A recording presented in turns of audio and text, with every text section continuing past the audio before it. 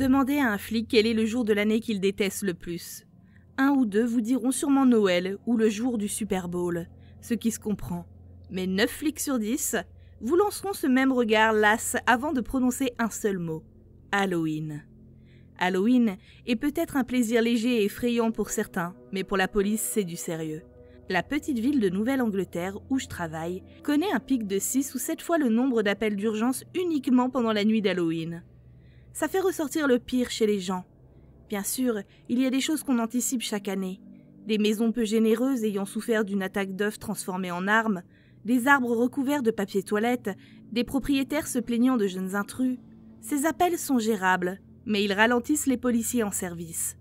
Alors, au moment où un crime sérieux arrive, nous sommes dangereusement en sous-effectif.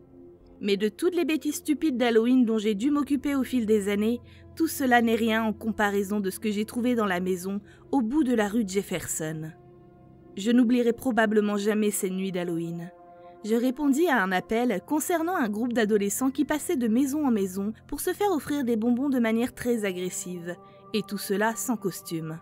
C'est exactement le genre de choses qui fait que je déteste Halloween. Maintenant, ce qu'ils faisaient n'était pas strictement illégal, mais je ne peux pas laisser une bande de fauteurs de troubles causer des problèmes une telle nuit, surtout pas pendant que des centaines d'enfants excités errent dans les rues.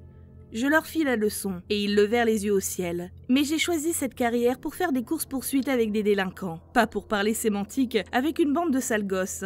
Ils s'en allèrent en marmonnant des choses que je décidai d'ignorer, alors que je retournais dans ma voiture de patrouille. La radio se mit presque immédiatement à bourdonner. Ma répartitrice parla alors de quelque chose impliquant cette maison délabrée dans la rue Jefferson. Je démarrai la voiture et l'écoutai décrire un membre du public appelant pour signaler que la maison avait des décorations d'Halloween trop effrayantes. Elle dit alors que c'est le 2e appel de la journée et que je devrais y aller et vérifier que tout allait bien si j'avais le temps. Elle a toujours eu le sens de l'humour. Elle savait bien que je perdais déjà la tête et nous en rigolions. Comme je l'ai dit, on reçoit parfois des appels vraiment ridicules le soir d'Halloween.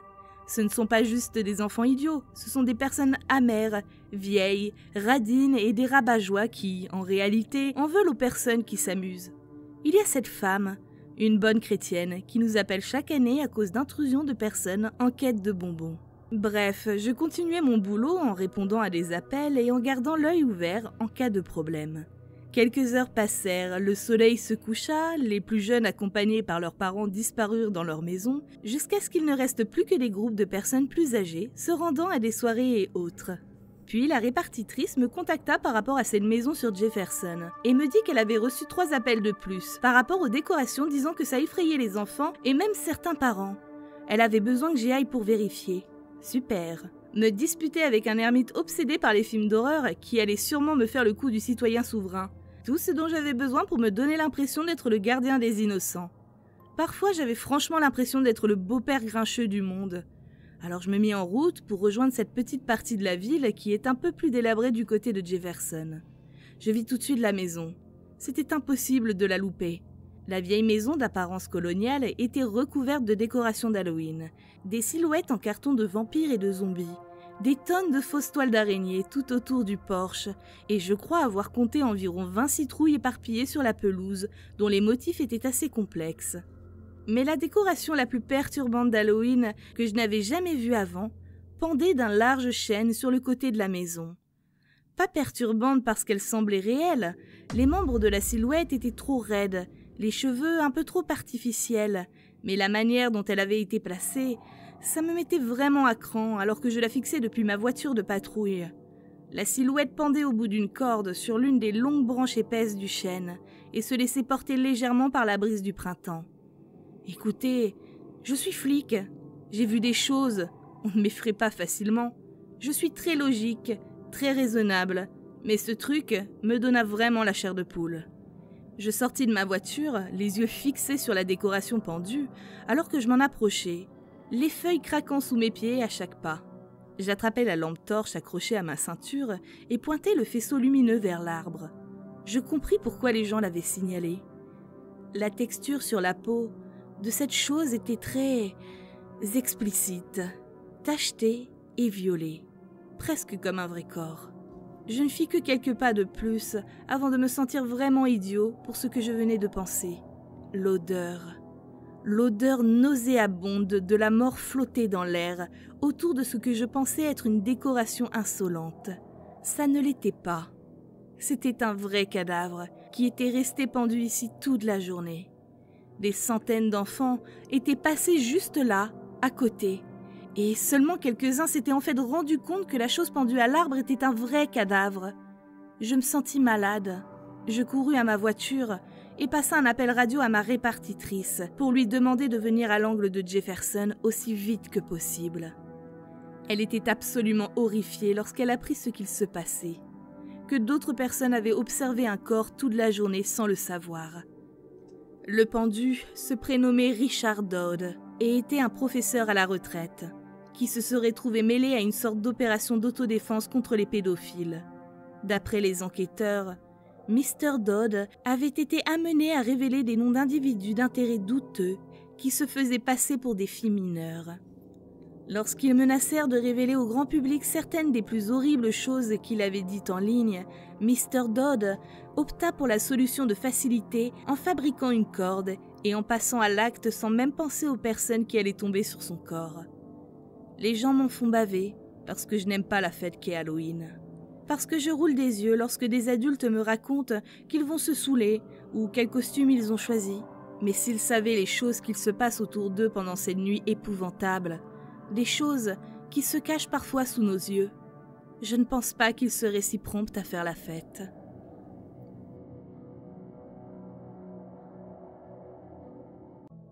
J'ai été répartiteur d'urgence pendant 9 ans avant que Katrina arrive. L'été précédent, ma première année de lycée, j'ai décidé de m'impliquer dans la police après avoir fait quelques patrouilles avec le département de police. Je m'attendais à moitié à ce que ce soit des courses-poursuites, des sirènes hurlantes, à arrêter de mauvaises personnes. Mais quand je vis ce qu'il se passait réellement pendant leur patrouille, mon opinion sur les policiers en général changea complètement. Ce n'était pas juste avoir l'air cool avec un insigne et une arme, mais c'était plutôt maintenir l'ordre dans la communauté. Ils connaissaient le prénom des gens, aidaient les personnes âgées avec leurs courses et empêchaient les enfants du coin d'avoir des problèmes. Ils changeaient les choses. Ce n'était pas juste 2 personnes en délire autocratique en train de tirer sur les gens sans raison. Alors, j'ai commencé à gérer la radio à temps partiel, les week-ends et en été, pendant les vacances scolaires. Puis je suis éventuellement passée en temps plein après le lycée, après qu'une place se soit libérée. Ce n'est pas exactement illégal pour une personne mineure de travailler dans un centre de répartition, mais on ne m'autorisait pas vraiment à prendre les appels d'urgence sans un opérateur diplômé de l'ARSCP avec moi sur la console jusqu'à ce que je sois vraiment employé et qualifié. Et au cas où, ARCSP signifie Association des responsables de la communication de la sécurité publique. Il est normal que des personnes à travers le pays en soient diplômées avant de pouvoir travailler dans un centre de répartition. En revanche, le fait que je gère le CNIC, l'ordinateur du Centre national d'information sur la criminalité, sans avoir de diplôme pour, et il n'y avait aucune chance que je le fasse avant d'avoir 18 ans. Alors je gérais la console de répartition médicale et incendiaire pour tous les comtés de Mobile pendant mon temps partiel. Et obtint mes diplômes après mes études. J'étais aussi pompier volontaire en même temps, ce qui n'était pas non plus légal et très commun dans les parties rurales de l'Alabama, mais je suppose que c'est une toute autre histoire. J'étais un opérateur des urgences de Mobile en Alabama, le jour où l'ouragan Katrina frappa la côte du Golfe. Étrangement, on commençait à recevoir beaucoup d'appels depuis la Nouvelle-Orléans et la côte du golfe du Mississippi, sûrement parce qu'ils commençaient à être acheminés vers nous une fois que tous les centres d'urgence de l'Est avaient commencé à sombrer. Bref, je reçus un appel d'une femme disant qu'elle était coincée dans sa maison sur Gordon Street, entre Florida et Lowe. J'étais d'abord confus, parce qu'il existait aussi une rue Florida ici, et après avoir vérifié et revérifié, sans jamais trouver son adresse, je lui demandai de quelle ville elle appelait. Elle me répondit « La Nouvelle-Orléans ». Mon cœur sombra. L'eau avait complètement inondé le rez-de-chaussée de sa maison et continuait à monter lentement. Je lui demandai si elle pouvait sortir de la maison, s'il y avait une fenêtre à l'étage par laquelle elle aurait pu sortir. Elle me répondit que non, qu'elle vivait dans une petite maison de plain-pied qui avait un grenier, mais c'était tout. J'essayais de la renvoyer vers les urgences ou les pompiers de la Nouvelle-Orléans, mais n'y arrivais pas. Les centres de répartition à travers le pays recevaient le même volume ridicule d'appels venant de la Nouvelle-Orléans et des zones de la côte du Golfe. Lorsque j'arrivais finalement à joindre un département quelque part, les lignes étaient mortes, coupées par la férocité même de l'ouragan. J'essayais de lui faire garder son calme en lui parlant de ses amis et de sa famille, de sa vie avant l'arrivée de la tempête. Elle semblait être une femme populaire. Elle se préoccupait des membres de sa famille plus âgés, qui avaient encore moins la capacité de se protéger qu'elle. Je n'oublierai jamais l'altruisme dont elle a fait preuve alors qu'elle se trouvait elle-même dans une situation désespérée. Lorsqu'elle m'informa que l'eau lui arrivait à la taille, je lui dis de monter dans son grenier, avec de l'eau et de la nourriture pour pouvoir tenir. Elle blagua en parlant de vider le frigo, de tout monter dans le grenier. Autant finir les restes d'hier soir puisqu'elle allait devoir changer de frigo. C'était une femme si forte. C'est fou à quel point l'esprit humain peut prospérer même dans les pires situations. Et je me rendis compte plusieurs fois au cours de ma carrière.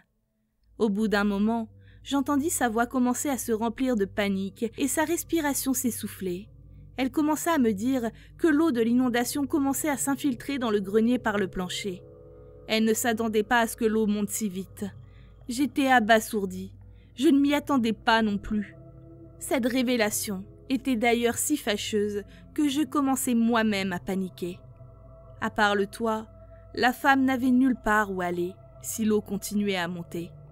Je lui demandai si son grenier avait une fenêtre par laquelle elle pouvait sortir et elle me répondit que non. À ce stade, je commençais réellement à m'inquiéter. En effet, elle était piégée dans un espace clos dans lequel l'eau montait rapidement. Désespérée, je lui demandais de trouver quelque chose de lourd qu'elle pourrait utiliser pour faire tomber les tuiles ou fracasser une aération et s'échapper sur le toit. Pendant quelques minutes douloureuses, je l'entendis grogner et jurer alors qu'elle utilisait un objet inconnu pour essayer de s'échapper. J'écoutais alors que les coups devenaient plus faibles et moins fréquents. Elle revint rapidement au téléphone avec de mauvaises nouvelles. Je n'y arrive pas. Je ne passe pas dans la ventilation non plus. Comment je vais faire ? Elle paniquait, hurlait que l'eau infiltrait maintenant le grenier, qu'elle était à ses chevilles et qu'elle montait vite. Je sentis honnêtement mon cœur se briser en entendant sa voix craquer alors que les larmes emplissaient ses yeux. Elle pleurait et elle perdait espoir. Je lui dis que je resterais au téléphone avec elle aussi longtemps qu'elle le voudrait, ce que je fis. Je restai sur la ligne et je l'écoutais pleurer, prier, jurer et encore prier.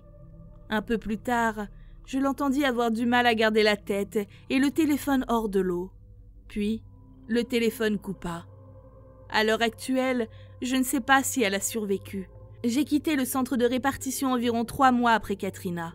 Je me suis inscrit à des séances de thérapie avec un psychologue dans le centre-ville de Mobile, en espérant pouvoir raisonner et compartimenter certains des appels les plus terrifiants que j'avais dû gérer. Mais je fus surpris d'apprendre que mon psychologue pensait que je devais démissionner. Il était spécialisé en policiers et répartiteurs, le genre de personnes qui font face au pire du pire chaque jour. Il poursuivit en expliquant que la capacité des gens à subir un traumatisme était limitée. Oh, je viens peut-être d'atteindre ma limite, mais je n'ai aucun regret. Si j'ai dû épuiser mes derniers esprits en restant en ligne avec cette pauvre femme malheureuse à la Nouvelle-Orléans, ça en valait la peine. Et je le referai sans hésiter. La chose la plus effrayante qu'il m'arriva en tant que policier, ici aux États-Unis, n'était pas une horrible attaque terroriste ou une scène de crime trop gore. Les incidents qui vous marquent vraiment sont ceux qui impliquent ce que j'appelle le drame humain. Quand vous avez un aperçu de la façon dont la psyché d'une personne peut être terrifiante et des choses qu'elle peut conduire à faire. J'arrivais sur mon lieu d'affectation à 6 heures du matin. J'avais fini le travail aux alentours de 11 heures la veille, et sur le chemin du retour, j'étais tombée sur un vieil homme se faisant agresser. J'avais environ 1 heure de route pour aller au travail, alors au lieu de rentrer à la maison à une heure raisonnable, je n'arrivais qu'après minuit, mangeais un bout avec ma femme, et me mettais au lit vers 1 heure du matin, me laissant alors 3 à 4 heures de sommeil avant de reprendre du service. C'est l'un des pires inconvénients de mon boulot. On attend de nous que nous nous surpassions au quotidien, ce qui, et je peux vous le dire, peut s'avérer complètement et totalement épuisant. Ça met les nerfs à vif, fait monter les émotions et rend de manière générale le boulot un peu plus que sa femme a disparu. Il semblait très réticent à nous donner des détails, et à un moment, je me suis retrouvée obligée de lui soutirer des informations. Fondamentalement, ils avaient eu une sorte de dispute conjugale. Elle était partie furieuse et n'était pas revenue ce soir-là. Je la recherche dans le système et elle s'est déjà fait arrêter pour 2 cas de violence conjugale. Je cherche un peu plus et découvre que cette violence était envers son fils et non pas son mari. Ce genre de situation est rarement simple, mais celle-ci était vraiment alambiquée. Alors, à ce moment-là, je suis extrêmement fatiguée et définitivement pas de la meilleure des humeurs. Je relis mes notes et confirme quelques détails, puis renvoie le gars chez lui pour attendre sa femme. J'appelle les hôpitaux du coin et vérifie notre propre base de données pour être sûre qu'elle ne s'était pas juste fait arrêter. Je transmets ses coordonnées à toutes les unités de la zone, puis rédige un rapport numérique de l'accident. Après ça, j'avais fait tout ce qu'il était dans mon obligation et il n'y avait techniquement rien d'autre que je pouvais faire à part attendre que mon supérieur me guide. Je vais me servir une tasse de café, je n'ai qu'une seule envie, c'est de dormir. Mais quelque chose me dérange, quelque chose à propos du mari. Rien n'indique qu'il a commis un crime, mais je me méfie profondément de lui. Dès que quelqu'un semble cacher des informations, c'est toujours pour une raison, et le plus tôt on la découvre, le mieux c'est.